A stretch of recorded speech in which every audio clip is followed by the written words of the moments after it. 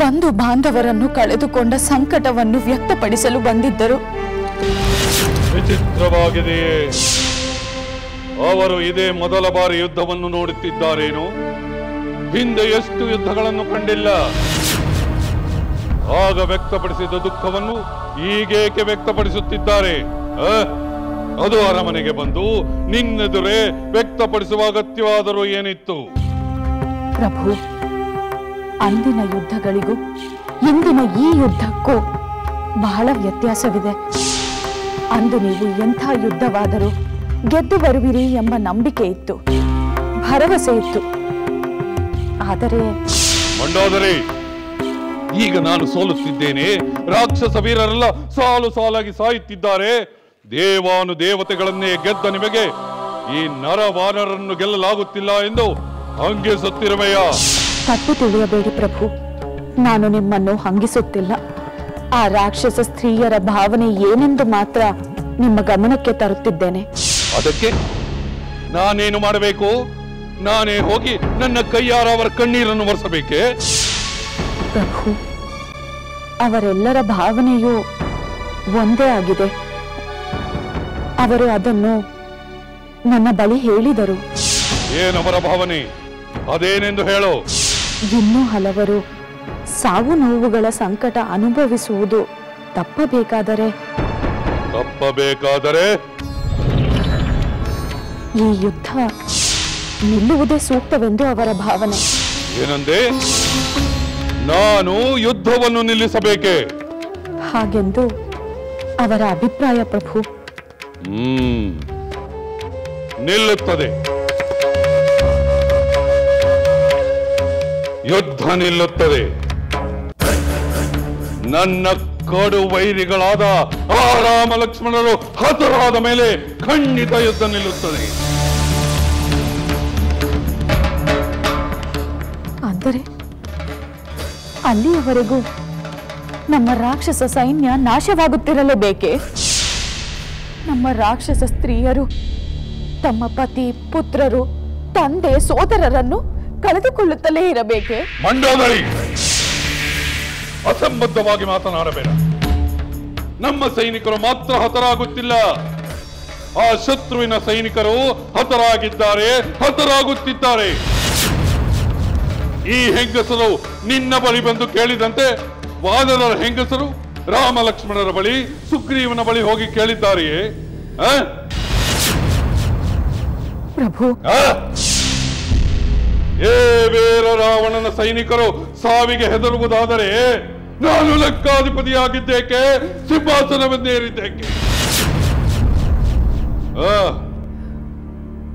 ಎಂಥ ಮೂರ್ಖ ಮಾತುಗಳನ್ನು ಕೇಳಲು ನನಗೆ ವ್ಯವಧಾನವೂ ಇಲ್ಲ, ತಾಳ್ಮೆಯೂ ಇಲ್ಲ. ನನ್ನನ್ನು ನನ್ನ ಪಾಡಿಗೆ ಬಿಟ್ಟು ನೀನು ಇಲ್ಲಿಂದ ಹೊರಟು ಹೋಗು.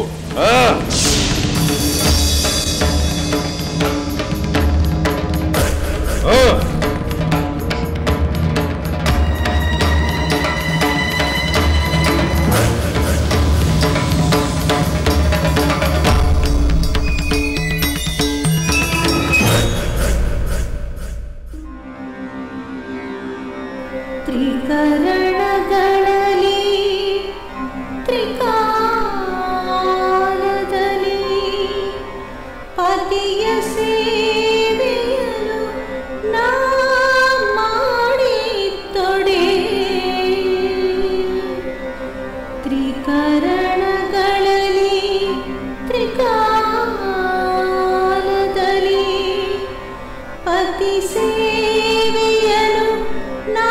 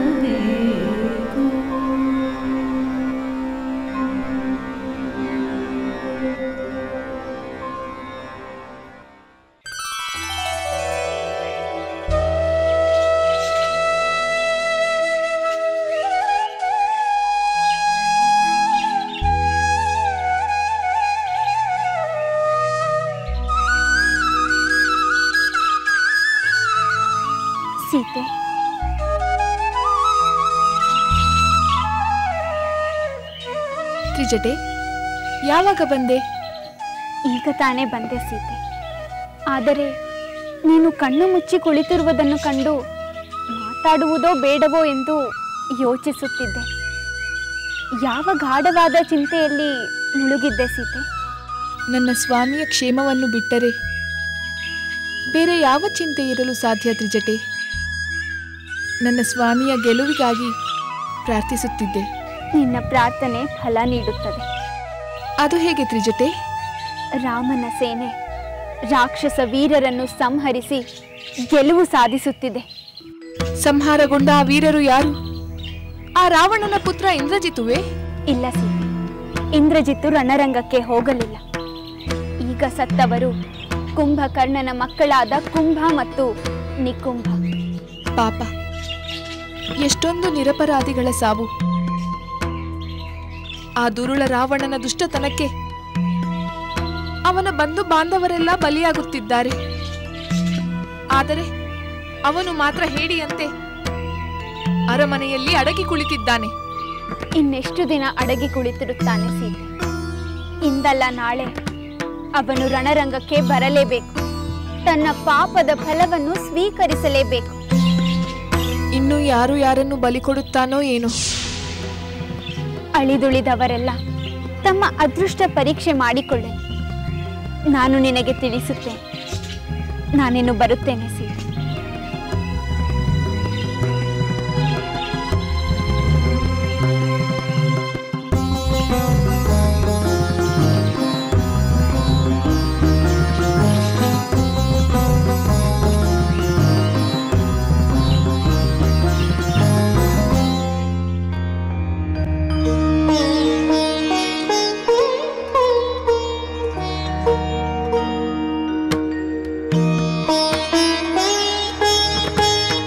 ಅತ್ತೆಯವರಿಗೆ ಪ್ರಣಾಮಗಳು.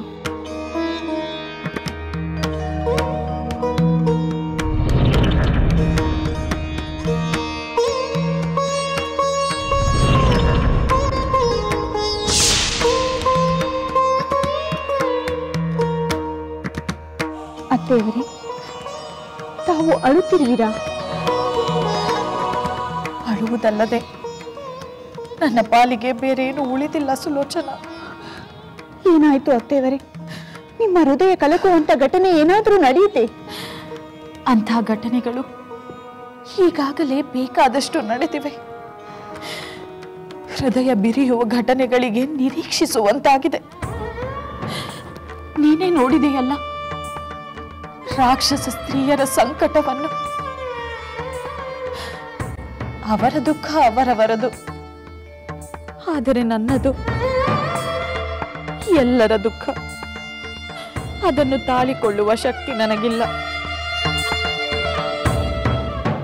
ಸಮಾಧಾನ ತಂದುಕೊಳ್ಳಿ.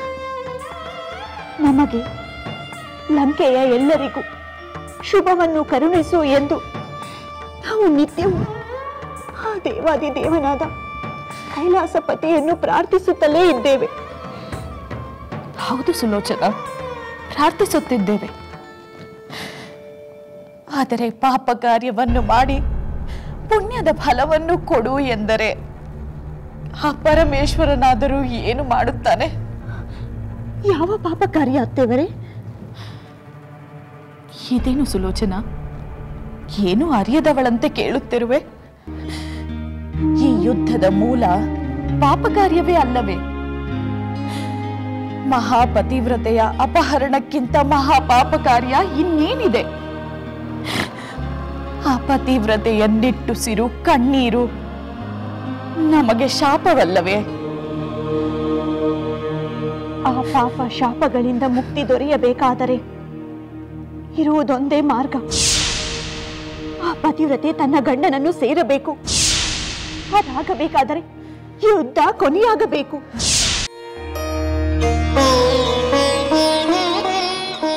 ರಾವಣೇಶ್ವರನಿಗೆ ಸಾಕು. ಜಯದ ವಿಷಯವೇ ಇಲ್ಲದ ಮೇಲೆ ಜಯವಾಗಲಿ ಎಂದು ಹೇಳುವ ಅಗತ್ಯವಿಲ್ಲ. ಹೇಳು, ಕುಂಭನಂತೆ ನಿಕುಂಭನು ಸತ್ತನೆ? ಏಕೆ ತಲೆ ತಗ್ಗಿಸಿ ನಿಂತಿರುವೆ? ವಿಷಯ ಹೇಳುವುದಷ್ಟೇ ನಿನ್ನ ಕೆಲಸ. ಜಯಾಪಜಯಗಳು ನನಗೆ ಸೇರಿದ್ದು. ಹೇಳು, ನಿಕುಂಬನು ಸತ್ತನೇ? ಹೌದು ಪ್ರಭು, ನಿಕುಂಬನನ್ನು ಹನುಮಂತ ಸಂಹರಿಸಿದ.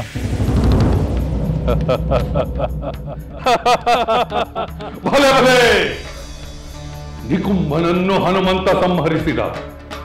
ನಿಕುಂಬನನ್ನು ಹನುಮಂತ ಸಂಹರಿಸಿದ. ಕುಂಭಕರ್ಣನ ಪುತ್ರನಾದ ನಿಕುಂಬನು ಹನುಮಂತನೊಂದಿಗೆ ಹೋರಾಡಿ ಮಾಡಿದನೆಂದರೆ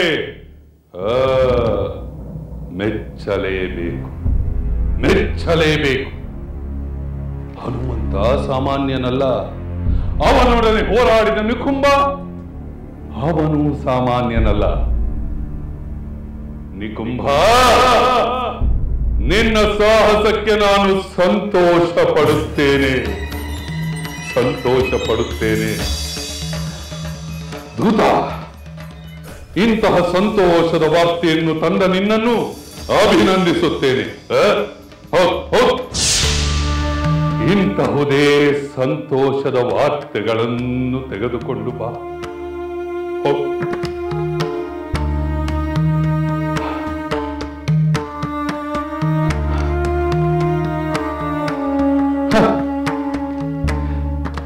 ಸಂತೋಷದ ಸುದ್ದಿ. ನನ್ನವರು ಒಬ್ಬೊಬ್ಬರಾಗಿ ಸಾಯುತ್ತಿದ್ದರೆ ನನಗದು ಸಂತೋಷದ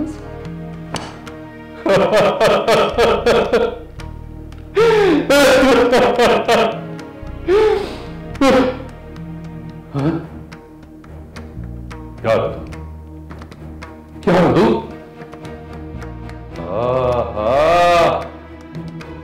ಕ್ರೂರ ವಿಧಿಯೇ, ನನ್ನನ್ನು ನೋಡಿ ನಗುತ್ತಿರುವೆಯ? ದೇವಾನುದೇವತೆಗಳನ್ನೇ ಜಯಿಸಿದ ಅಜೇಯನಾದ ಈ ರಾವಣನು ಕೇವಲ ನರಮಾನವರಿಗೆ ಸೋಲುತ್ತಿದ್ದಾನಲ್ಲ ಎಂದು ಪರಿಹಾಸ್ಯ ಮಾಡುತ್ತಿರುವೆಯ? ಮಾಡು ಮಾಡು, ಪರಿಹಾಸ್ಯ ಮಾಡು, ಹಂಗಿಸು, ಅಣಗಿಸು. ನಾನು ಹೆದರುವವನಲ್ಲ, ಶಿರವಾಗುವುದೂ ಇಲ್ಲ. ಹೋರಾಡುತ್ತೇನೆ, ಹೋರಾಡಿ ಮಣಿಯುತ್ತೇನೆಯೇ ಹೊರತು ಯಾರಿಗೂ ಮಣಿಯುವುದಿಲ್ಲ.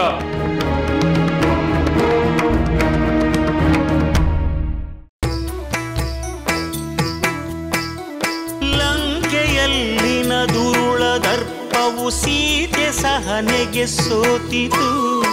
ಅಂಕೆ ಇರದ ಅಸುರ ಕುಲವು ರಾಮ ಬಾಣಕ್ಕೆ ಅಡಗಿತು. ದೂರವಿರಲಿ ಸನಿಹವಿರಲಿ ರಾಮ ಹೃದಯ ನಿವಾಸಿನಿ. ಯುಗವು ಯುಗವು ಸಾಗಲಿ ಅಕಳಂಕ ಪ್ರೇಮ ಪ್ರಬೋಧಿನಿ. ಅಮರ ಗಾಧೆ ಧರಣಿ ಜಾತೆ ಸಾಧ್ವೆ ಸೀತೆ ಸುಚರಿತೆ. ಸಹನ ಶಕ್ತಿ ಪತಿಯ ಭಕ್ತಿ ಲೋಕಮಾನ್ಯ ವಂದಿತೆ.